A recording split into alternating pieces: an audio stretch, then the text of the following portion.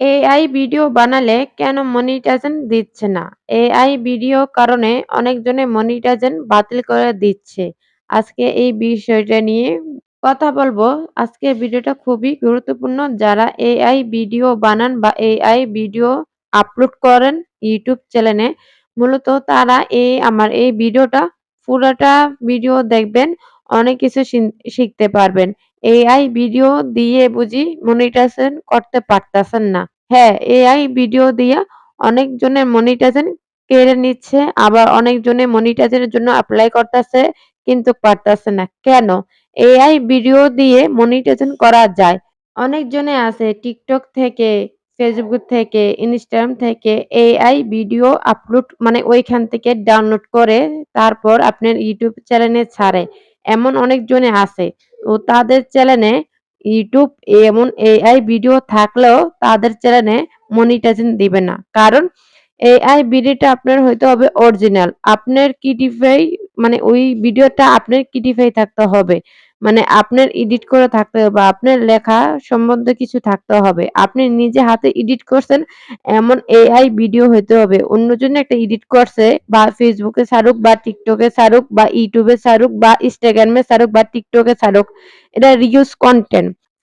YouTube এ reuse content দিয়ে আজ পর্যন্ত কেউ টিকতে পারেনি বা মনিটাইজেশন করতে পারেনি। এমন কোনো ইউটিউব চ্যানেল নাই। আপনি যদি এআই দিয়ে ভিডিও বানাতে চান তাহলে আপনার নিজস্ব এআই ভিডিও লাগবে। মানে এখানে এটা কোনোখানে আপলোড করা হয়নি বা Facebook এ না TikTok এ না Instagram এ। এমন একটা এআই ভিডিও লাগবে। একদম নতুন, অরিজিনাল। সেটাকে দিয়ে এআই দিয়ে ভিডিও বানালে সেই এআই ভিডিও আপনি মনিটাইজেশন করতে পারবেন।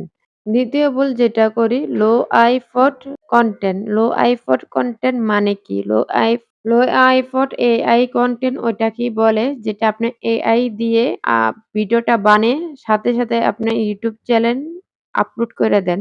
ওইটা কি লো আইফোর্ট এআই কনটেন্ট বলে।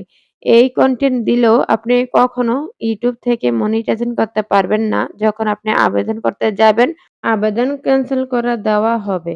এআই কনটেন্ট আপলোড করতে পারবেন, সেটা নিজস্ব কিছু ক্রেডিটিফাই লাগবে। যেমন বিভিন্ন রকম এডিট করেন, এলিমেন্ট সেট করে আপনি নিজের ভয়েস ওভার দেন বা সেখানে আপনি যেমন ভয়েসে কথা বলতেছেন এমন কথাগুলো লিখে দেন বা কোনো টেক্সট এড করে দিতে পারেন, তাহলেই আপনার নিজস্ব কনটেন্ট হবে। এই ক্ষেত্রে আপনাদের ভিডিও এভাবে আপলোড করলে আপনি ইউটিউব চ্যানেলটাকে মনিটাইজেশন করতে পারবেন। তৃতীয় যে বিষয়টা আপনি গুরুত্ব দিবেন, অ্যালটারনাল কনটেন্ট সেট করতেছি না। অ্যালটারনাল কনটেন্টটা কি সেটা আমার স্ক্রিনেই দেখতে পাচ্ছেন। একটাও হলো আপনি এআই কনটেন্ট, আরেকটা হইছে আপনার এআই কনটেন্ট না।